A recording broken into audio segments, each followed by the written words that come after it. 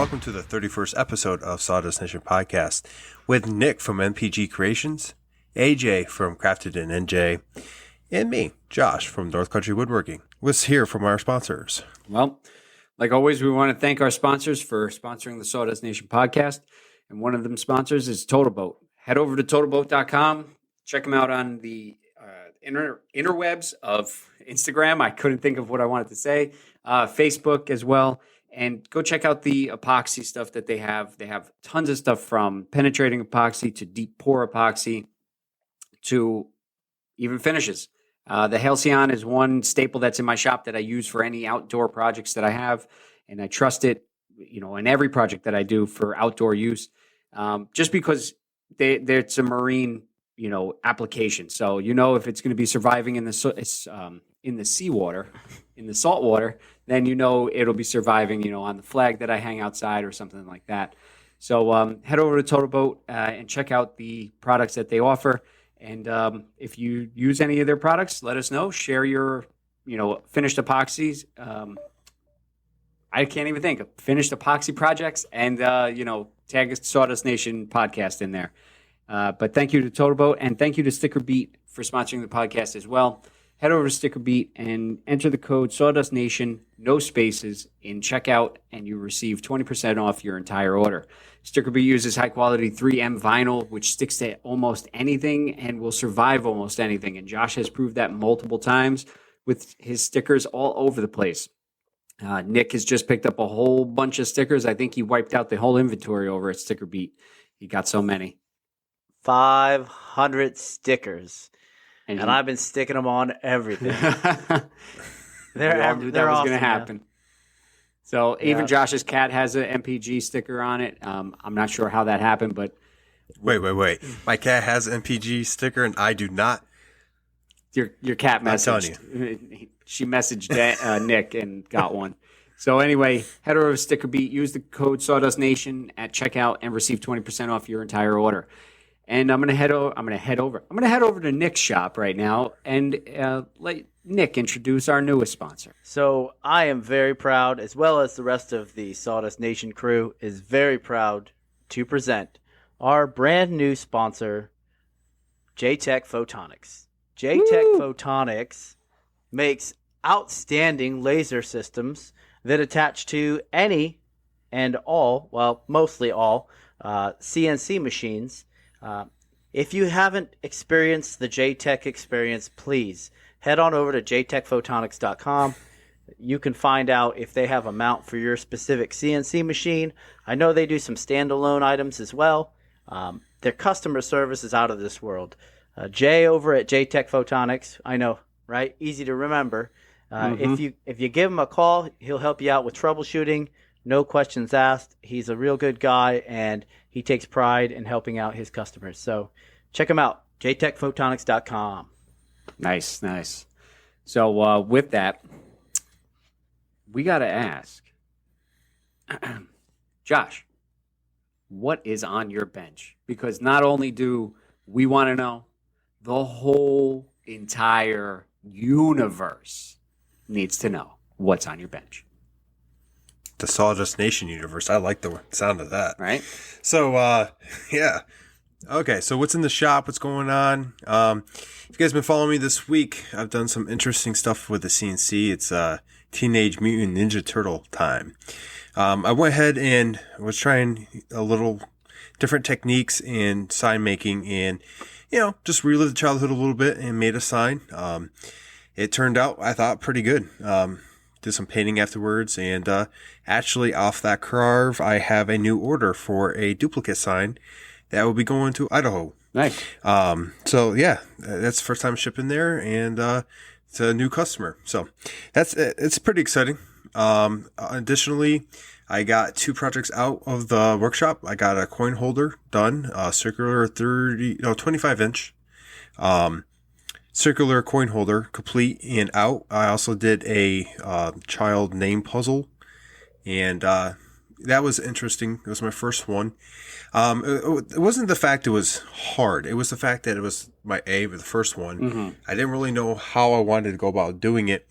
And, once I got it together and kind of learned some things on the way, I'll probably make one for my kids as well. At least my smallest one. So when she gets older, she can utilize that. But I also have the kitchen helper I'm currently working on and another noodle board. Nice. And Walnut just showed up to give her spiel on what's on her bench.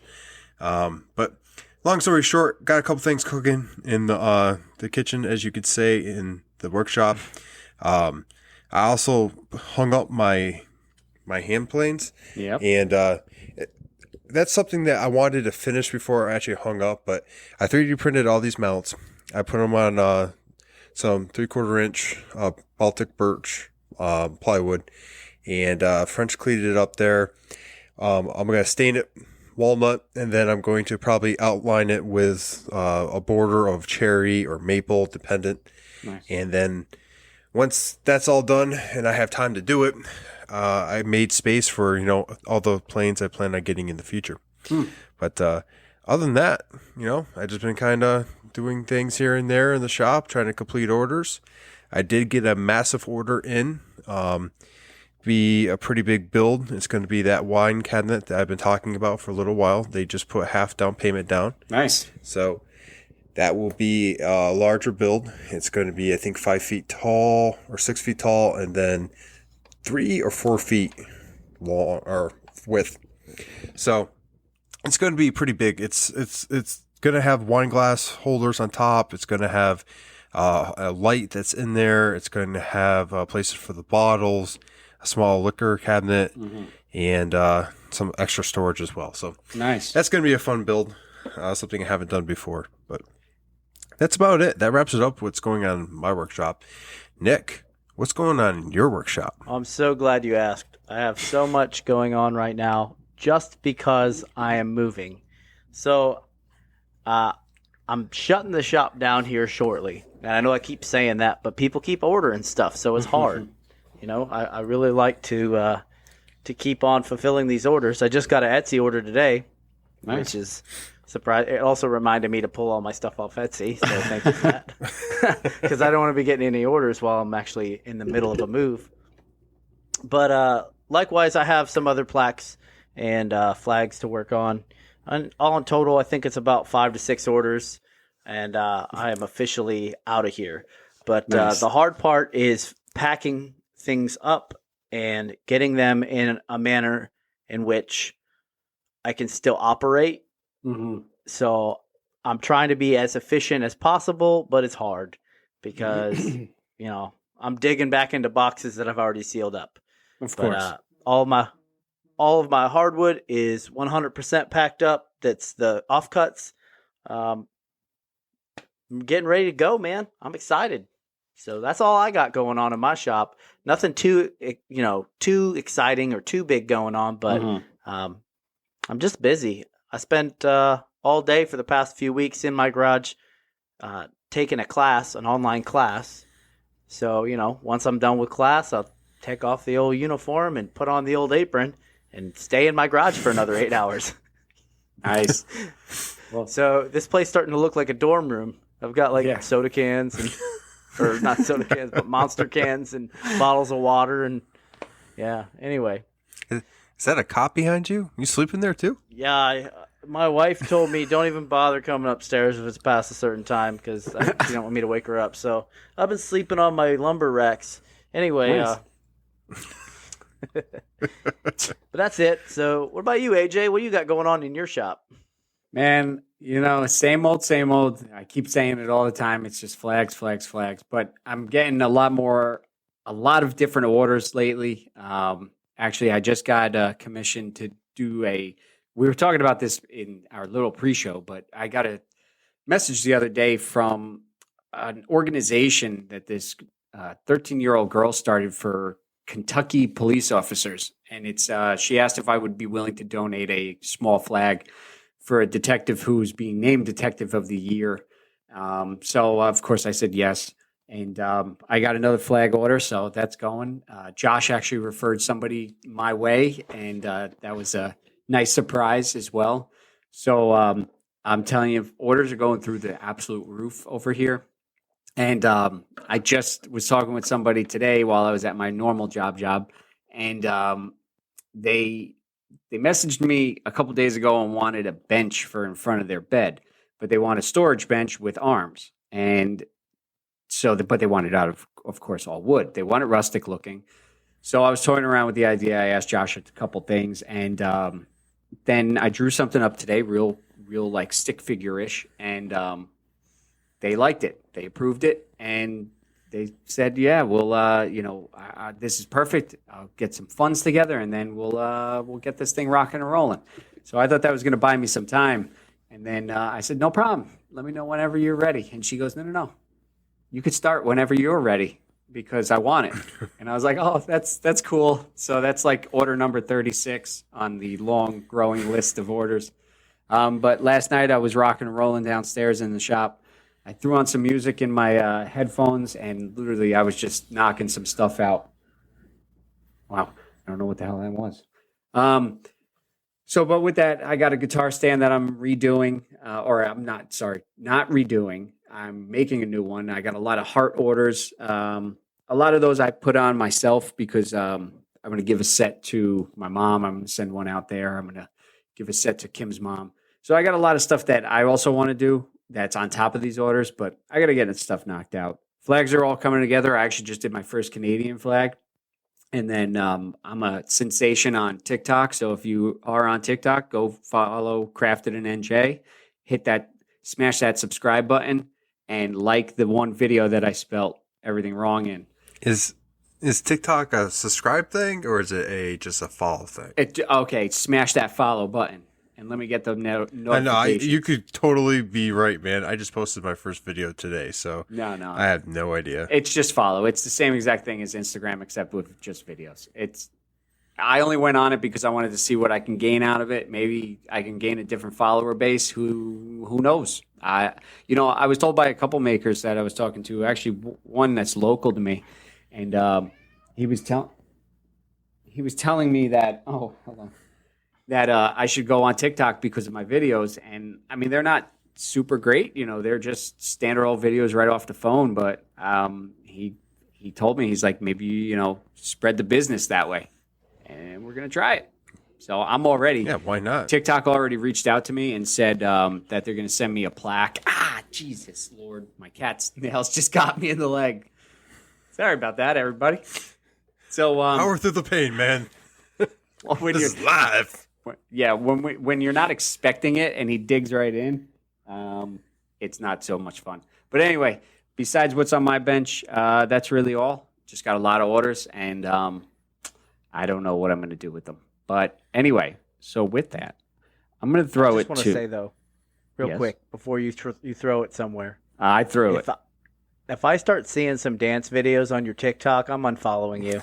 Just saying. No, you will never see me dance because I don't dance. I shuffle. I'll move side to side. It'll just literally be like this, and that's my dancing. That's it. Well, I'm going to unfollow you if I see that, so don't do that. Hey, just so you know, I'm so uncomfortable in my own skin when I do those stories.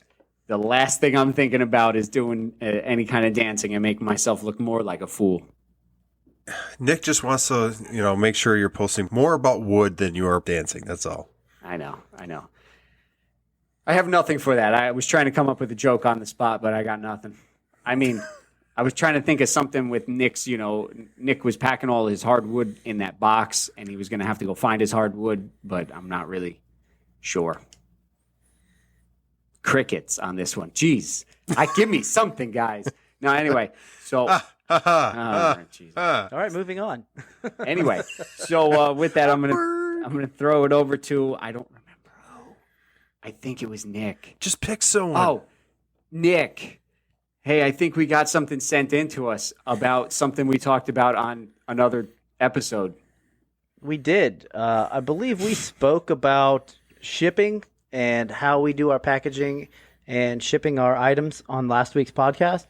Well, Handmadebyvincentferrari sent us a voicemail message via email this week, and we'd like to play it for you. He's got some really good advice, especially for those of you who are worried about high shipping costs. So, and Josh is going to cue that up now. And queuing it up in soon as it wants to And play. Josh is queuing it up right now. Why aren't you playing? Ladies and gentlemen, we have reached some technical difficulties. Please stand by and listen to the nice jazz music that we're going to... I think we need to include jazz music into this now. Some elevator music. I have it right here. Just not playing. Oh, let me re-download the attachment. This makes no sense. Why is it not playing? Gentlemen, how you all doing? I was listening to your conversation about shipping services, and I have a strong piece of advice. I do most of my business by shipping. I've used Stamps.com, I've used Pirate Ship, I've gone direct with USPS, I've gone direct with UPS, I've pretty much done everything. And here's what I've ended up figuring out. There's a service called Shippo at GoShippo.com. And you can add your own shipping account. So like if you have your own FedEx account, your own UPS account, whatever, you can add that in. You can ship direct through USPS. You can ship direct through UPS. Now here's why they're better than pretty much everybody else. If you want to ship something UPS, they give you a 54% discount off their retail price, which means that the price that you usually get quoted, which is what they call their published price, will be 46% higher than the price you're actually going to pay. This is good because this service actually rate shops for you. So when you put your information in, it'll actually show you all the rates for all the different carriers, and you can just pick the cheapest one. What I've ended up finding is that usually USPS Priority is almost the same price as UPS Ground. And when it's a difference of like $1, you'd have to be insane to send something USPS. That's the service I use. I've been really, really happy with it. It pretty much consolidates everything. Plus, if you're using like Squarespace or Wix, eBay, Etsy, wherever your orders go, they automatically come in there and sit there waiting for you to ship. And then when you ship, they send a fulfillment notification back to whatever platform the order came from. It makes everything very automated and very, very, very easy. I love it. I've been very happy with it. And they just introduced basically a free service. So if you use all the built-in accounts, you don't pay anything per label. If you want to use your own FedEx account or your own UPS account, you can pay, I think it's 5 cents a label. Or if you pay $10 a month, which to me is totally worth it, there's unlimited labels with with no fees. So I would highly recommend it. If you're shipping a lot, this is a big money saver and a time saver, and it's one that I've gotten to really, really enjoy, and one that I don't think I would actually ever change from at this point, considering I've used all the competition. Keep up the great work. I love the podcast, and I hope you guys keep doing it for the next 50 years. Wow, that's some really good information. It is. I'm actually signing up as we speak. Yeah, I'm going to have to hit that up because I'm getting killed over here on shipping. I'm starting to feel that pain a little bit, but not as much as you guys have been. Yeah. Well, I mean, I've been shipping. Actually, I just learned the other day that I shipped something through ShipNerd, and I was able to price shop a little bit with ShipNerd compared to Etsy. So it was an Etsy order, and Etsy will do, USPS shipping labels for you. So you could pretty much do a one-stop shop. So, if you ship something small enough, you can actually, it'll come up when you go to complete the order. You can put in all the info, the weight, the size, and then it'll give you a price. I was actually shopping around because I wanted to see how I could ship it, either UPS or USPS. And it was actually cheaper to go through UPS through ShipNerd. So I ultimately ended up doing that because I think it was like $5 or $6 more through Etsy, which isn't a tremendous amount. But when you're not selling the item for, a ton of money, I'd rather save on the shipping, still go through UPS and know it's going to get there. Not with UPS or USPS when who knows what state that thing's going to end up in or country at that. So, I mean, I'm going to sign up, and I mean it's taking me through the steps right now. So we'll see how it goes. All right, thank you, Vincent, for sending that video in, or at least that voicemail in. That's some solid advice. There's a video too? Oh, no, he did. I saved the video to my... Oh, I'm sure you did. Anyway, so what do we got going on for questions this week? We got about 3 questions in from 3 different individuals. one Wooden Whiskers, a trading company, Tyler, he went and sent a video, or yeah, now you got me saying it, video message, a audio message, and we'll cue that up and let's go over that. So let's try this one more time. Hopefully it's going to work. Hey, what's up, fellas? Tyler here, Wooden Whiskers Trading Co. I got a question this week for the podcast. So I'm starting to accumulate, larger tools and more tools. Recently bought a dust collection system, and I'm thinking about building a permanent dust collection system in my garage here. I wanted your thoughts. Do you think it's reasonable? Are you looking, is there a certain CFM the system should pull? Line sizes? Just wanted your thoughts and opinions, guys. Thank you. Well, I guess I'm the only one with a fully piped shop. So I'll go first. If you're able to hard pipe it, let the jokes ensue. Are you in favor of the 4-inch or the 2.5? I prefer the 4-inch Schedule 40 hard PVC white lengths. Anyway, so with that, if I had to do it all over again, I would continue to do it the way I did it with the hard pipe. And, I have flex lines coming off of each run. So I got to go into the miter saw, the bandsaw. I got one with that dust right handle, which I think all three of us have. I can connect that to my table saw. I do my small bandsaw. So it goes to multiple things. The only downside that I wish I bought it was I wish I bought a larger one. I should have gone with the 1200 CFMs. But you hear CFMs and you hear tons of people talking, 1200, 2000, 6000, whatever it is.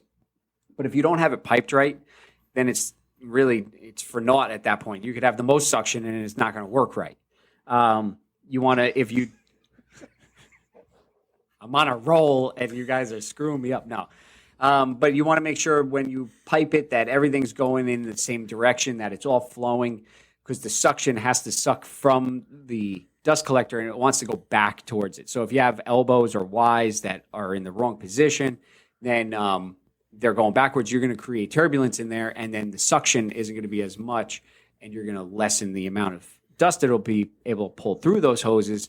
And if you use a lot of flex line also cuts down on your CFMs. I unfortunately have to use a pretty long run of flex line, but it does the job. It picks all the dust up. I mean, it's kind of close to the dust collector, so it's got enough suction and enough power. But if let's just say I was 20 feet away and I had a 10-foot flex line, my suction is going to be a lot less. And now I might even limit myself even more if I have, something of lower CFMs. Josh and I are running about the same dust collector. He's got a Grizzly. I got a Shopfox. His is painted green. Mine is painted white. Right? Yours is green? Actually, mine is white too. Oh. It's just has a Grizzly. It's got a Grizzly. It's literally the same thing. It's exactly with a different sticker. One thing I'm noticing about mine is that the filter's starting to get a little clogged. I keep blowing it out. I keep, cleaning it as much as I can, but I believe I might have to change that filter at some point. Really? I haven't actually blew it out at all. I just been using the handle to kick the dust down. Yep. But I mean, like you said it perfectly. You have more of a hard piped shop with long extensions, and mine's just a long flex hose that can reach from one side of the shop to the other. And I do lose CFM because of how I'm using it. But I mean, like, it's only 20 feet too. Yep.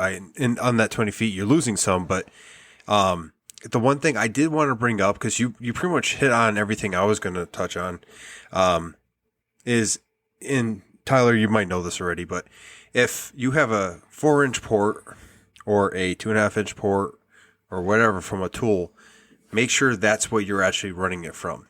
So I wouldn't be taking a 2.5 and me having adapter to a 4-inch, because it's a different type of CFM that tool needs.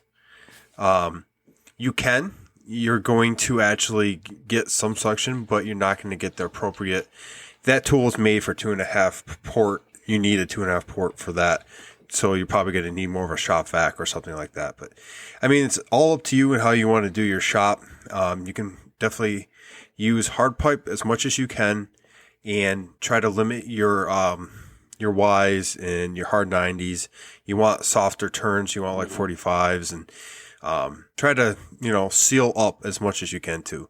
And I know you're going to do all this. It's pretty standard stuff, but if it's going to be a shop you're going to be in for the rest of your life, go ahead, spend extra, get a good dust collector. Laguna has a good one. I know Harvey Tools has a really good one as well. That you can put under like a woodworking bench. There's tons of different models out there. I'm pretty sure you already have one or you're already looking. But yeah, just some of the helpful little hints. AJ, like I said, went over a good majority of them. And I know Nick over there has some good insight on it as well. Yeah, so obviously I'm in such a small space and I'm not staying here, so I don't have any hard pipes in or any large dust collection units. I do run 3 dust collection units that are independent of each other in my shop. They're all 1.5 horsepower apiece. Well, but, I mean, it's not optimal. So if you have the time and the money to do some research, I would suggest looking into the Laguna. As Josh stated, they have a C flux and a P flux. So from what I saw, the C flux is a 3 horsepower unit, and it's 220. It runs on 220 volts. That's obviously, if your garage is set up for it, that'd be optimal to run a heavier gauge wire to the wall instead of the 110 or 115 volt P flux. You're going to get more CFM out of the C flux.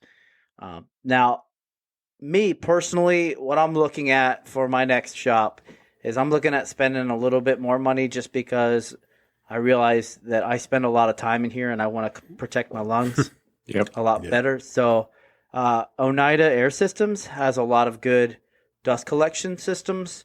They have a HEPA dust collector that's 5 horsepower, and you could run that sucker in another room or outside and have your hard pipe through the wall. It has a, the RF transmitter.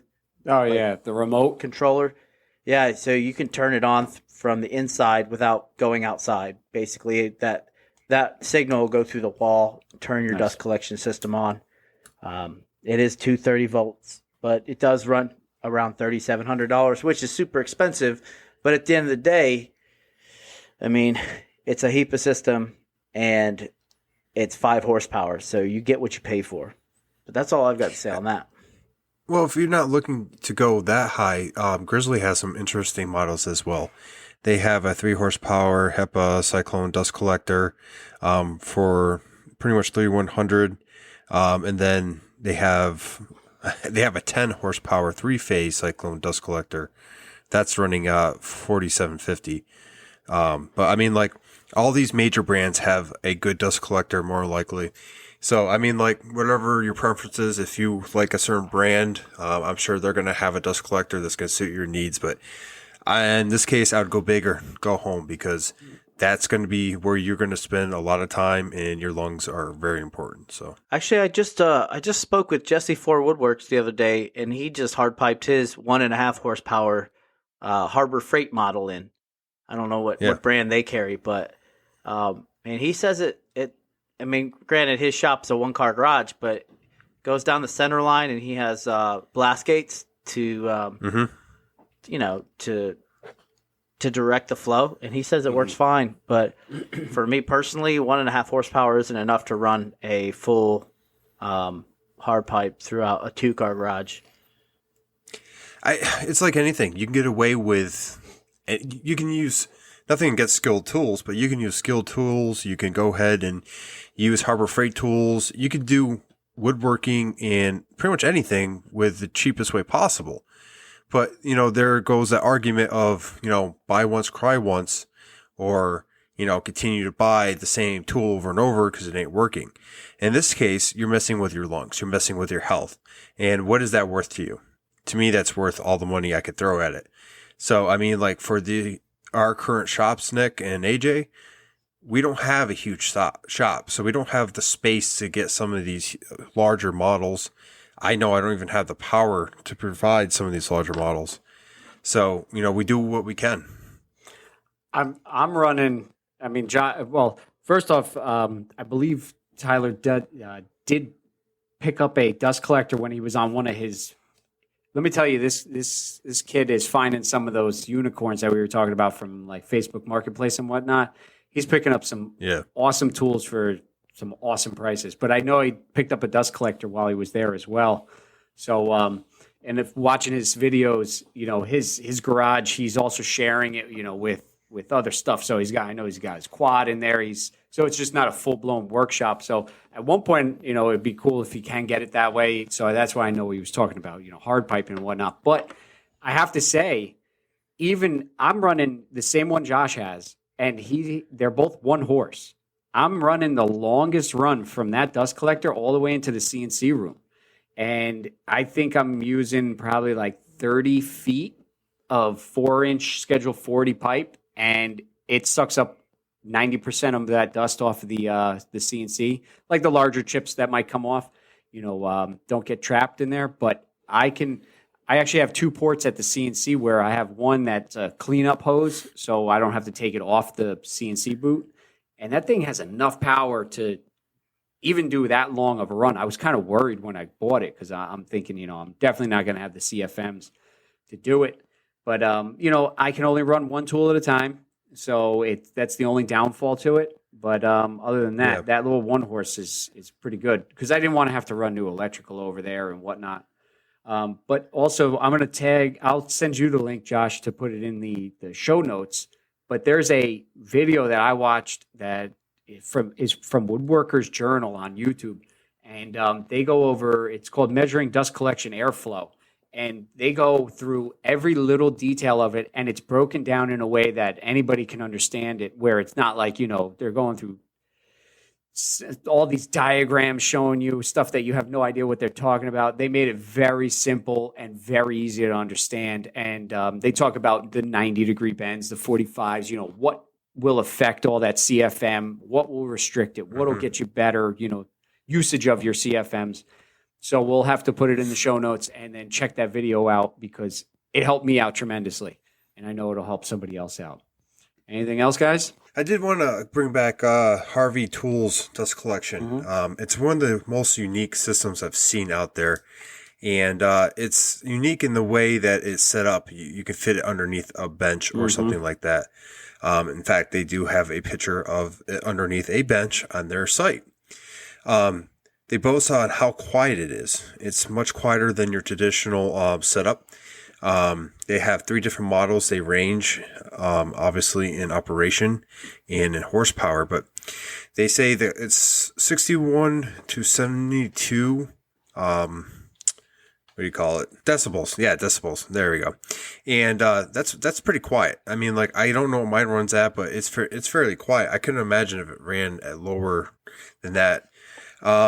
It says up to 50% energy savings. It has a HEPA filter that's 0.3 micron, extremely clean emissions.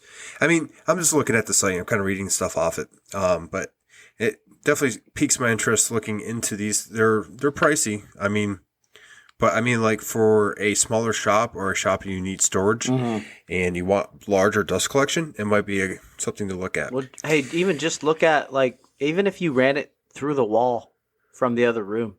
Yep. I mean, the decibels drop way down after that as well. So, there's a wall in the way. Yeah. I mean, you could. So no, I saw someone on one of the forums this week put some sound padding up, and it definitely keeps the sound from leaving the garage or the shop. However, if you have like a little closet and you keep your dust filter in or dust collector in the closet with some sound padding, you'll never hear the darn thing. You might not even know it's on until you put your hand in front of one of the blast gates. So, Oh, blast gates. If you get blast gates, don't go cheap. Get the high quality metal ones. I think all 3 of us have dealt with the plastic ones, and they leak, and you're losing CFM off that too. But I think we hit that pretty good. What do you guys say we go on to another question. Yeah. Send it, brother. Just you were talking about the decibels. I do know that ours are quieter than a rigid shop vac. I can attest to that. Yes.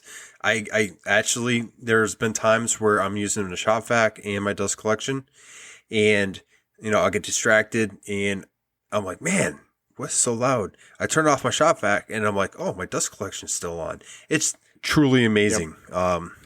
But yeah, we have a couple more questions. AJ, you want to read the one from Sam? Yes, sir. So we got another question sent in from Sam.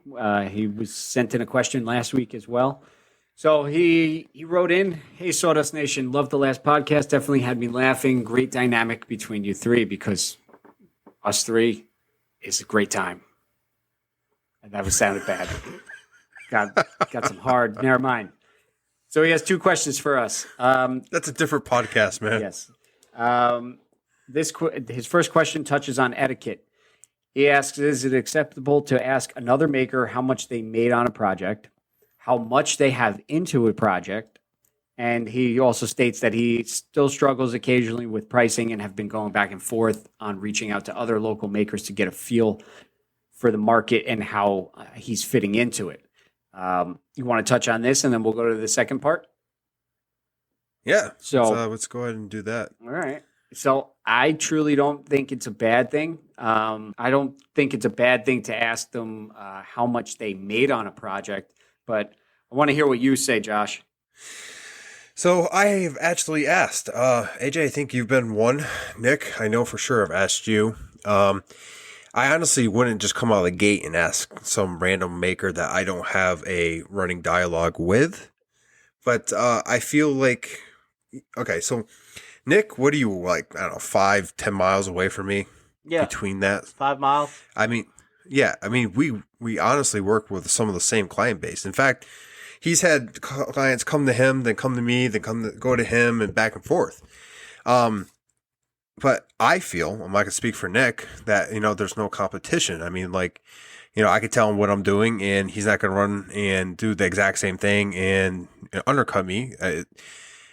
The woodworking community is one of the most unique communities I've come across. It's by far the most, how can I say this? We are so willing to share our knowledge, our wisdom, our prices, how we do things with each other. And it's truly unique. I have never come across anything like this. And like I use Nick as an example because he's the closest one to me. But I mean, like, I can ask him, hey man, how much you charging for this? And, I'm not going to just copy him because out of respect, but at least I'll have a ballpark of what I should, what people are paying. It is just one of those things where I think we have a healthy level of respect for each other. And with that, we tread lightly when it comes to certain areas. But if you know the maker and you have a dialogue with them, I would say 95% of the time, they're going to share the information you ask. I think AJ's the only person that I've ever run across that's actually asked a question from a maker and he got resistance. And our community is very good at finding that out and kind of pushing people like that out. But that's my experience, at least. Nick, since I was talking about you so much, what is your take on this? So I don't mind asking people. Typically, I'd like to have some sort of rapport with them before I go ahead and ask them. It's kind of odd to go ask somebody what their overhead and what their profit margins are. And hey, I've never talked to you, but yeah, how much was that last thing you sold? But once you get to know them and you guys develop a rapport with each other, maybe a working relationship, whatnot, you can go ahead and ask them, and then you can just go ahead and undercut all their prices. No, I'm just playing. Don't do that. Shh, I'm not supposed to say that, but no. So give me Chick Mancy. So that being said, a lot of people are afraid to charge what they really deserve for a project because they're afraid that people won't pay for their products on the market. Well, I'm not afraid to price my work the way I see fit, and whatever formula I use, I stick to it. Because if somebody doesn't see my project or whatever, or my work as worth it, they're not going to even waste their time to begin with, you know. And if people keep trying to lowball me, I'm not gonna accommodate that. I'll just, you know, stick around for the customers who appreciate my work, and I appreciate those customers, and we have that healthy respect. But I don't go ahead and just gouge anybody. But that being said, I do take a lot of advice. There is a video on YouTube by William Douglas Company. I believe the YouTube handle is William Douglas Co. But it goes through his formula of how he prices out his his work, and he sticks to it, and he doesn't care what anybody thinks. That's what he does, and he has a successful business. So I have to believe that in some capacity I'm doing the right thing as well. So, and it's something you learn over time. I mean, you've been doing this a little bit longer than AJ and myself, and I'm sure in the beginning there were some learning curves to, you know, that you had to hurdle, and you kind of figured this as you went and kind of, you know, evolved to what you have going on now. I know I messaged you, I think it was yesterday, about a client that wanted an estimate on a certain project. And this project was fairly large, and it had a lot of details in it, which I don't think the customer realized cost a pretty penny. And then on top of that, it would be a traveling project where I would have to make something in the shop and then deliver it, install it, and God forbid, if I made a mistake, it's more time and money. So as you can imagine, this project came to a very expensive bill.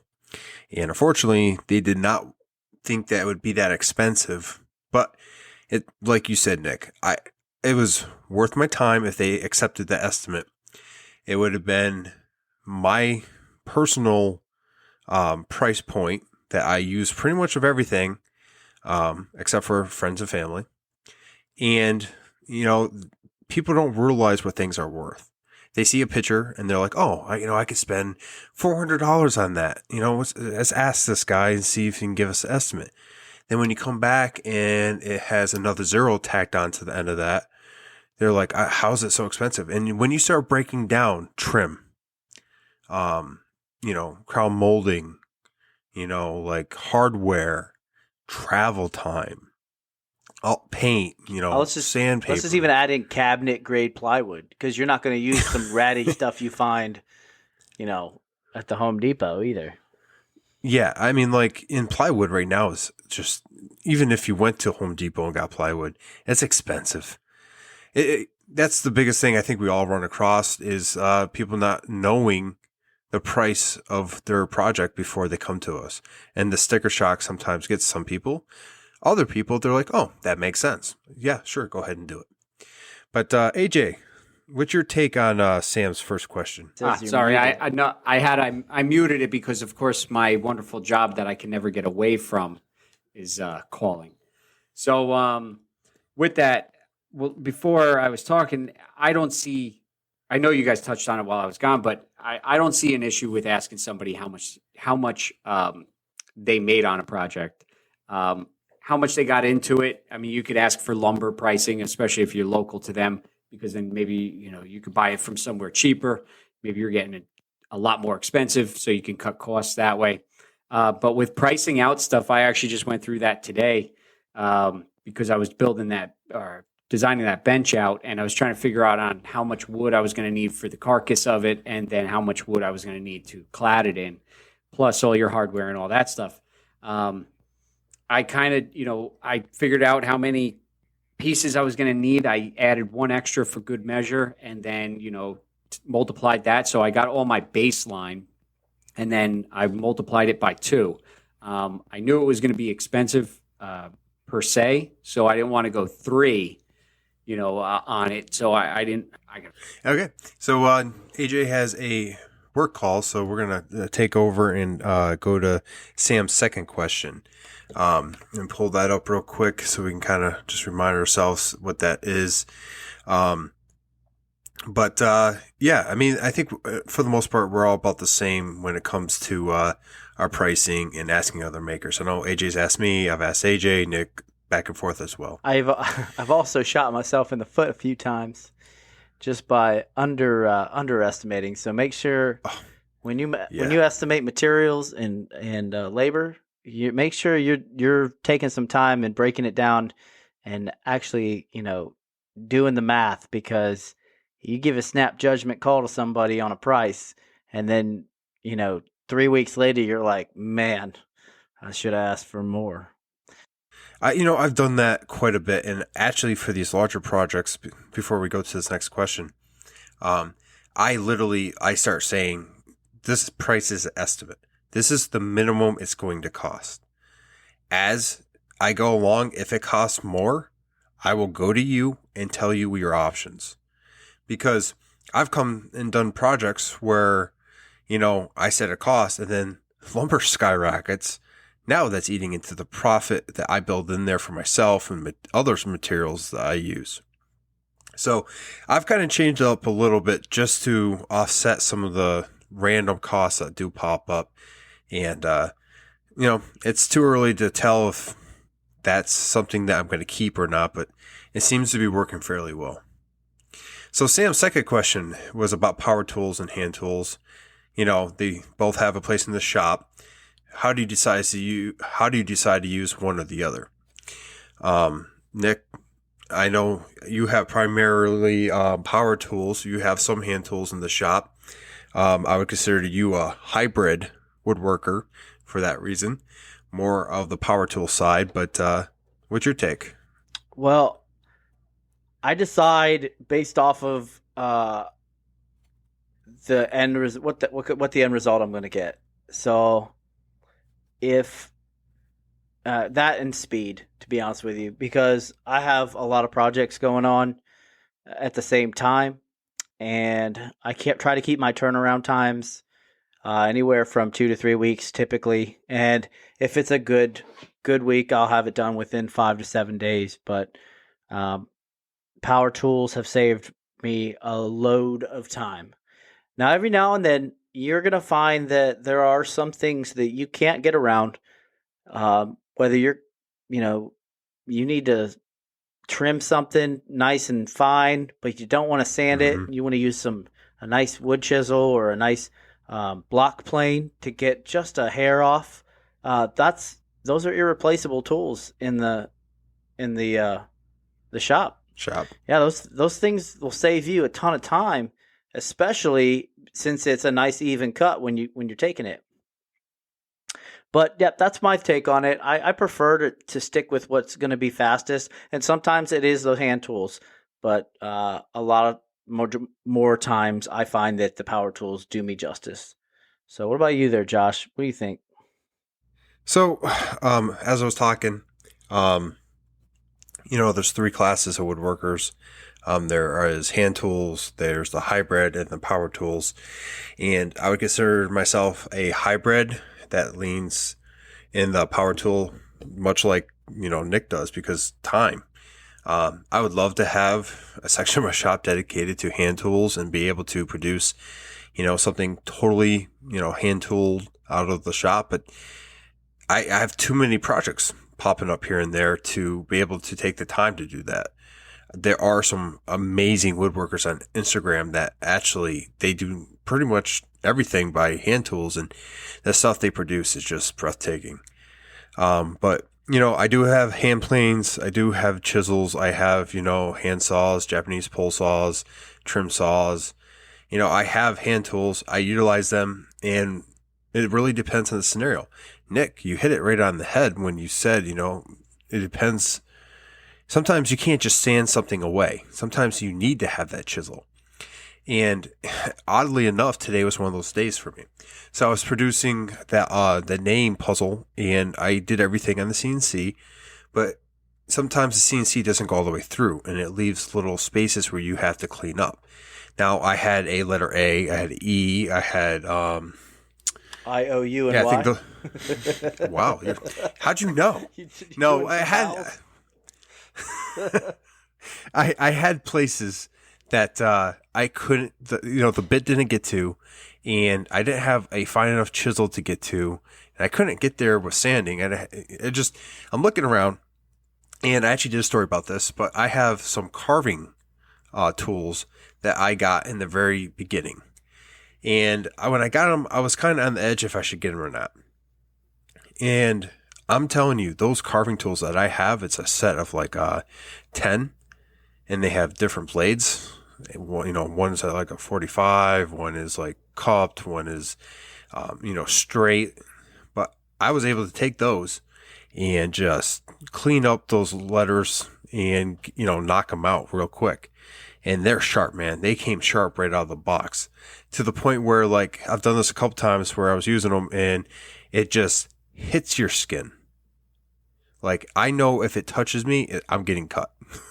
So they're just great little carving chisels. And, that's just an example of how I use my hand tools in the shop, even though I have a majority of power tools. AJ, Yep. I know you have some planes that you've cleaned up. I know you have some chisels. I know you have a love for working with hand tools. What's your take on Sam's question? Well, I'm not. I really don't use that many hand tools. Chisels and planes. I wanted to get into. I actually enjoy sharpening the plane blade, but to use them, I actually used one on a project, and it was hard work, but it was relaxing at the same time, because you saw it, what your hard work was actually doing. Instead of just sending it through a planer, and next thing you know, it comes out nice and clean. But I want to get into more hand tool use. But as of right now, my would you consider? No, because that would still be power tools. So I'm thinking like, the grinder and whatnot. I mean, in theory, you have to. It's a power tool. But I mean, like, I see what you're saying. Like, there's a gentleman I've been talking to on IG, and he does chainsaw sculptures, and it's Logs for Heroes. And recently he got a hold of me, and we've been talking, and he does some amazing work. And I know some other people that do chainsaw work too. Now, I would consider that carving.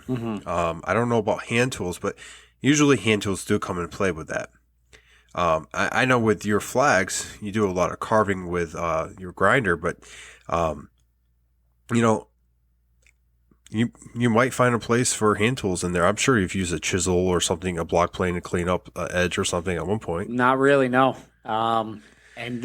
It's That was a softball, man. No, I really haven't. I bought those planes. I used the jack plane for cleaning up this piece of. I made that false floor, so I wanted to take it down because it had some unevenness to it. So I said, I can't fit it through my little 12.5-inch planer. I mean, this thing was huge. So I said, instead of sanding it, let me just do it this way. And I learned that, you definitely have to watch the grain, because I was actually tearing at it. Yep. And of course, the blade wasn't the best, because that's before I went over by Pete's shop, over at Ptreesworkshop. He helped sharpen that blade to literally a perfect edge, because it was actually a little rounded from the previous. What company made that plane? It's a Stanley Sweetheart. Yeah, they come where you have to get the flat side completely flat before you even start, or else it's, what I'm talking about. You pull that blade out. The ones that we got were used. They were from a sale that AJ went to. I got from the same guy that he bought his planes. I got my planes from, and I think, they need to be reworked, because they're pretty old. They're older planes. I know for mine, I still need to go back and fix that same issue. Yeah. But yeah, you're right, Nick. You have to make sure the back is perfectly flat. And then it's a whole process. I have a question. There's some about really that. good videos out there. What's up? So I've never had any contact or experience with what's the Bridge City Tools? Yeah. You have their block plane, right? Yeah, I do. The HP8. Yeah. Did you have to work that blade to get it to cut, or was it? It came pretty sharp. I honestly, I only used it a little bit because, I got it. I had to touch it to some wood and test it out, but it was pretty sharp. It actually cut better than my other block planes that I have, and I've sharpened those. So, and when I say sharpen, I'm learning sharpening. You know what I'm saying? But that blade definitely cut better. Yeah. It's pretty high quality. I was fairly impressed with it. So, but if you guys are good, let's move to our last set of questions. Yeah. From Trails Custom Woodworks. So Trails writes in via email. He has two, I think, very good questions. The first one is, what is Nick's go-to tape measure and why? Well, I just happen to be Nick, so I'm qualified to answer that question. I hate tape measures. I use a Milwaukee tape measure, but I always just I just don't like them. The metal tape measures that I've come in contact with the concave tape and all that just doesn't do it for me. I'm more of a straight edge ruler or combination square or mini square kind of guy. As long as there's accurate graduations on it, marked, then I'm fine. I always go imperial, though. I never go metric. Unless, of course, I have to go metric for some reason, which is rare. But you guys want to answer which one's your favorite tape measure? We've kind of done this. We've been asked this question before by him. He does was it Tuesday or Friday? Yeah, Tuesday. He does a Tape measure Tuesday tape measure. What are you using? And you hashtag him or tag him and basically show him what you're using in the shop. I can do that. 25-foot Milwaukee tape measure. Boom. There you go. Thanks for the question. But you're right. And I learned this, and I think AJ knows this as well. I know he knows this, that the majority of woodworking, you're going to use a straight edge. That the tape measure is good for estimation.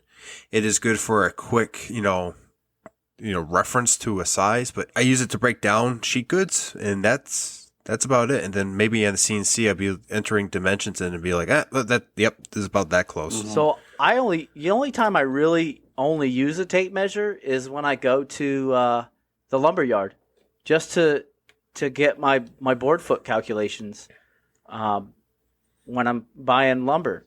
That's pretty much it. Here at the shop, I have an 8-foot straight edge that I can use, and that covers the majority of the stuff.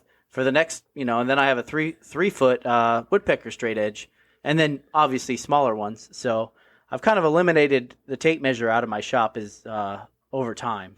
What 8-foot straight edge are you using? I don't know the brand. I don't know what it's called. I only know the sound it makes when it. Get out of here, man. This is a family show. Oh, okay. I believe he has another question. That's right. What's Trails Custom Woodworks writes, what is your favorite wood species and why? Well, first, I'm gonna go first on this one, all right? And whatever's free, to be honest with you. It's like he's a pallet wood connoisseur. No, I'll go ahead and say I love most hardwoods except oak.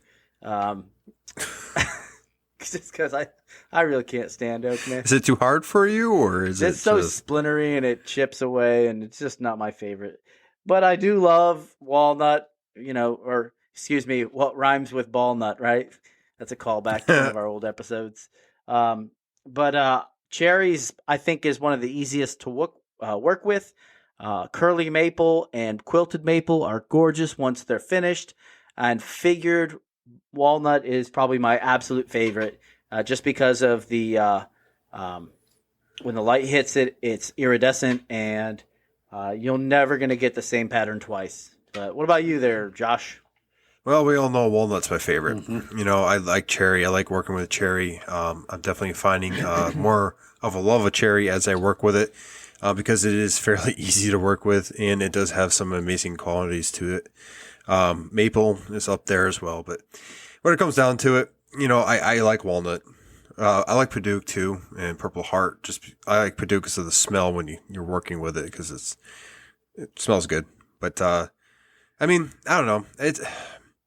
I always find I like walnut. That's my species. That's what I like. But I always find when I end up working with a particular hardwood, I find really good qualities about it, and I really enjoy working with it. And then I go to pine, and then I work with it, and I'm like, wow, this is really easy working. And then it chips and dents, and I'm like, I need some walnut in my life. Hey, what was that wood that you said smells really good when you're working with it? Paduke? Oh, okay. I've never smelt Padauk. But I have the same thing when I work with Sharpies and paint. It smells great when I'm working. Oh boy. You may have done a little too much work with those in the past. AJ, what's your take? Well, I will say Padauk was a surprise when I first started working with it on the smell, but then after a little bit, it kind of got a little overwhelming. Well, you also worked on it a little more than I have. I do small quantities versus what you did. You were doing a large cutting board for that project, right? Yeah, that was in the early beginning, and it was a lot. That was a walnut and Padauk on that. But I mean, it smells great. It works well. The newest wood, well, not newest, but I fell in love with ash. Because well, nothing beats a good piece of ash, man. Yes, we know. As one of our last episodes, that Nick found a gorgeous piece of ash for $35, and that was $35.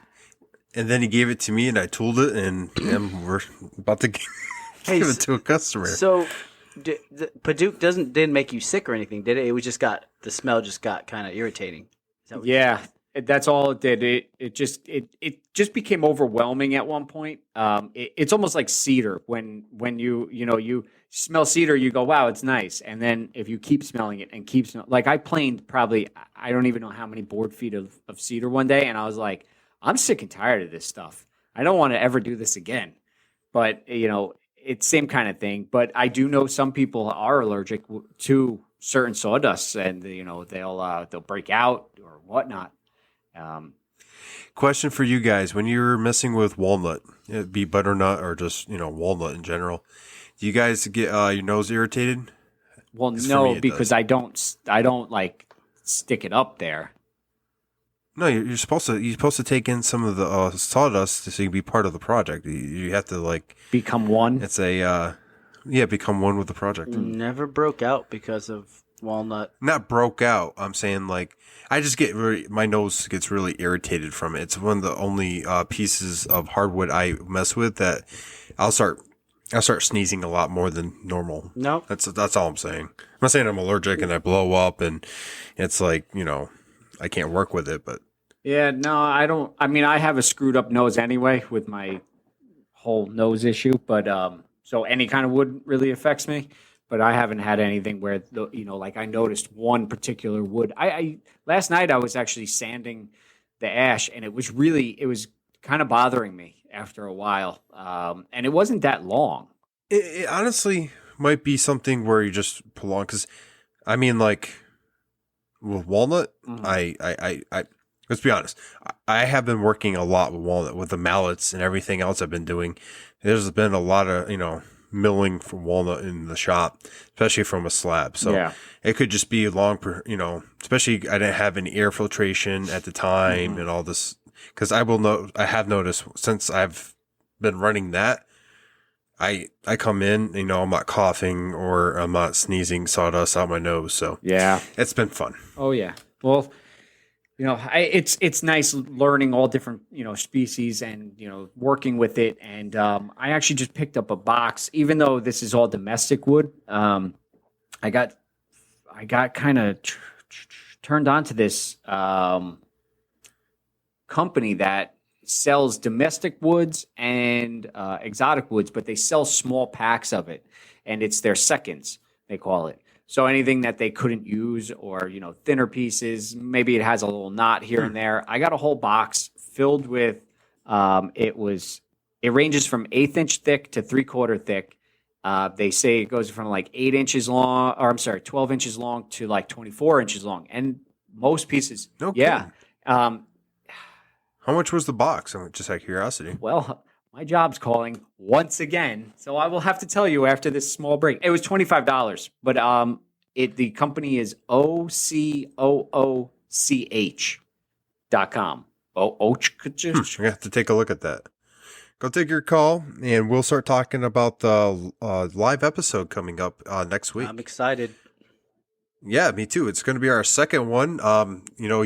we lucked out. You were there for our first one.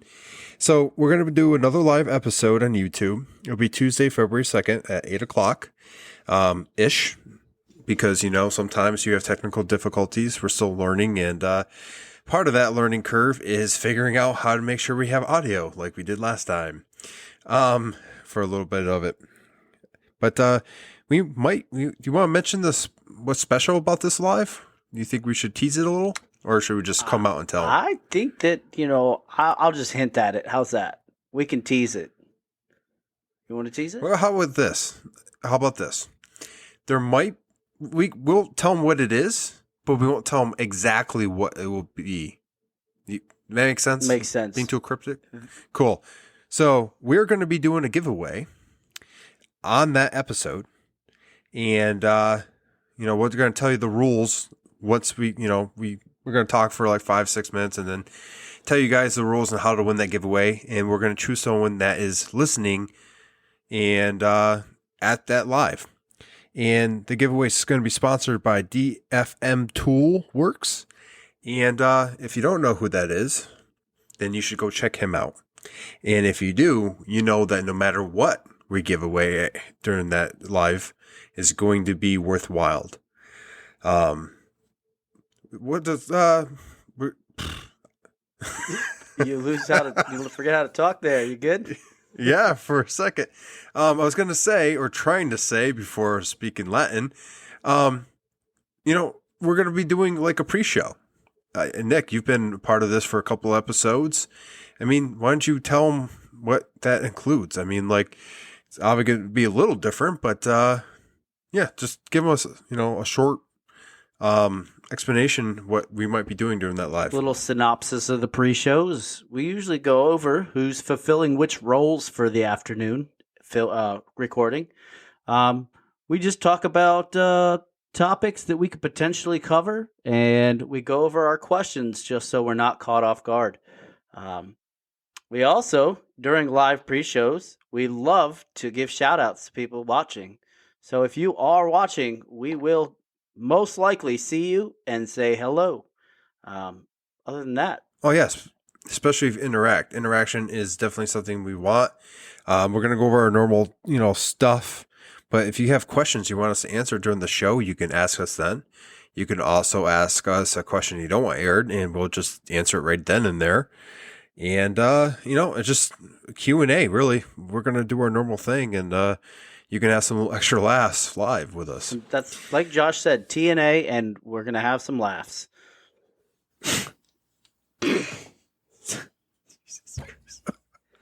Oh, I don't even know. Welcome back, AJ. Welcome. I'm hoping not to get called again. This is what happens when you manage children. Hey, yeah, it happens, man. But, with that, this is going to be something that happens more often. We're coming up with a show schedule for you guys. The first week of every month, we're going to have someone, we're going to do a live YouTube, and we're not going to do a giveaway every time, but it's going to be random. We would like to give back to the community. We've been saying that from episode 1, and this is going to be one way we're going to do that. Well, this is going to be special because we're really close to 5,000 downloads for this podcast. Yes, we are. Yeah. So this is a milestone for the podcast, and I think the giveaway comes at a great time. We are only 190 downloads away. That's right. So if you're listening, go ahead, download 190 downloads and get us there. No, but seriously, the show schedule is going to be the first week of the month. It will be a YouTube live on that Tuesday at 8 o'clock. And then the last week, we're going to do an interview. We're going to do an interview with a maker. Now, AJ's going to fill you in on the details of how we're going to go about doing that. Yep. So what we're going to do is we're going to get a maker and we're going to interview him. And him or her. That's and it. It's going to be at the end of the month. And thank you, Doctor. Good night. Doctor? So what we're going to do is... You can hit on it, or you could just straight up tell them. No. We're gonna mention. Just let me roll with it. I'm gonna keep rolling. You had the wheel. AJ, take the wheel. Well, Jesus, take the wheel. Anyway, so with that, at the end of the month, what we're gonna do is we're gonna highlight a maker out there in the community. And we're going to bring it to the podcast and do like a little interview. We want to spread the Sawdust Nation word, and, we want to bring other people from the community to share their experiences, what they've learned, what they make, and bring it to new listeners, new viewers. And we already have, all I'm going to hint towards is we have 3 special guests all lined up for the next 3 months. The first guest is going to be Jesus. I mean, he was a carpenter, so thank you. Yeah, I mean, he might be able to show us some stuff. Well, he worked with hand tools. Yeah, real hand tools. So anyway, but we already have 3 guests lined up, and let me tell you, they are some pretty awesome guests. The rock stars. They are. That's the rock stars of woodworking. They definitely are.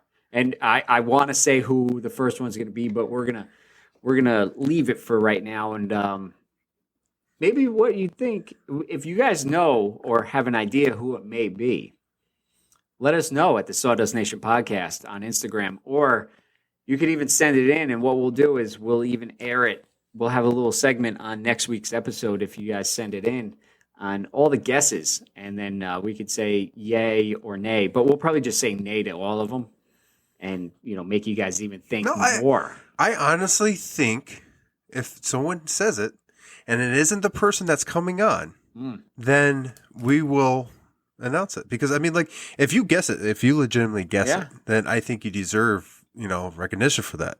What do you guys think? I like it. And then what's going to happen is Josh is going to give you his Glowforge. Yes. No way. For the wonderful low price of $5,000, you can have it. Oh, man. I sure hope it's Jesus.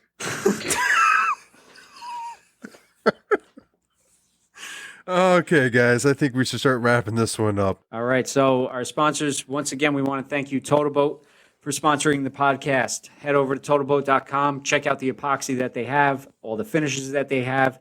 They have a lot of tutorials on their website as well. If you're unsure of anything, I know I had to check out a few things every time I was doing that one epoxy pour that I had no idea what I was doing. And also I reached out to them on Instagram a few times with questions, sent them some pictures, and they, said yay, nay, maybe so.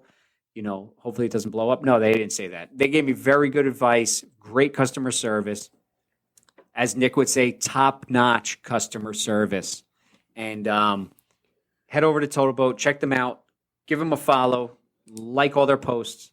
And also, we want to thank StickerBeat for sponsoring the podcast and getting the Sawdust Nation podcast stickers out there in the world. And the last I heard, our Sawdust Nation podcast sticker was going to Japan, I think was the last one. No, I'm just joking. Wow. I just sent it to a random address in Japan, just so they get this in. I do have some addresses in Japan that I'll just send them a random sticker. There you go. So anyway, thank you to StickerBeat. Head over to the stickerbeat.com.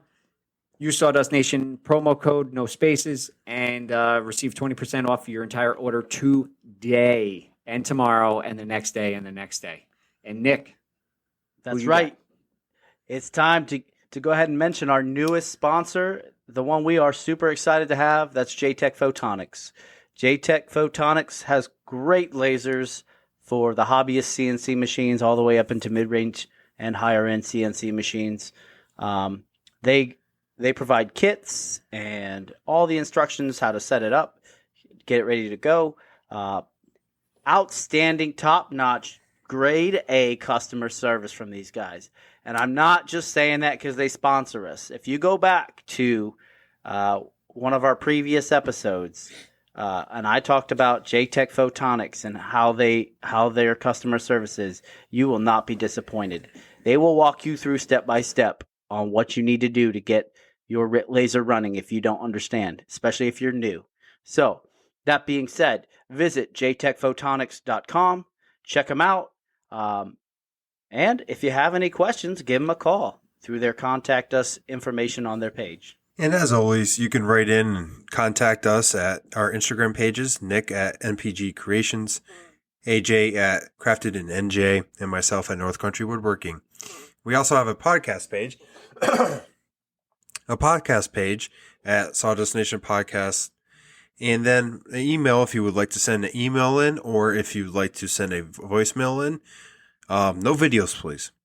You can do that at sawdustnationpodcast@gmail.com. And with that, If you're listening on the Apple Podcast, please make sure to give us a 5-star review. 5 stars gets us a higher rating and gets us put in front of hundreds of more people. It allows us to continue doing what we love to do, and that's bringing you content regarding woodworking and the maker movement. So please, 5 stars on Apple Podcast. And with that, I think that's it, right? That's it. yeah, Sign off. We wanted to say thank you to everybody who is listening to this podcast on Thursday-ish. I really enjoyed doing this podcast with Nick over at MPG Creations, Josh over at North Country Woodworking. And I wanted to say I love you all, and I hope everybody has a great night. Actually, they're probably going to listen during the day, so I hope you have a great day, great night, and you get in the shop afternoon. in the afternoon, whatever time you listen. I covered it all. Thank you. I love everybody. I hope everybody stays well, and go make some sawdust out there. Took Josh's line. Sorry. All right, folks. It's all good. Take care. I'll just sit here. Take care of yourselves and each other until next time. Bye-bye, everybody. Bye. Sawdust Nation out.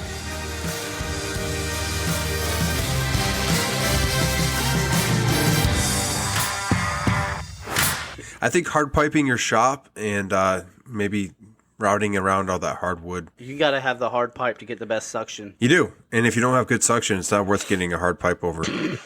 And Nick has all his hardwood in a lot of packages.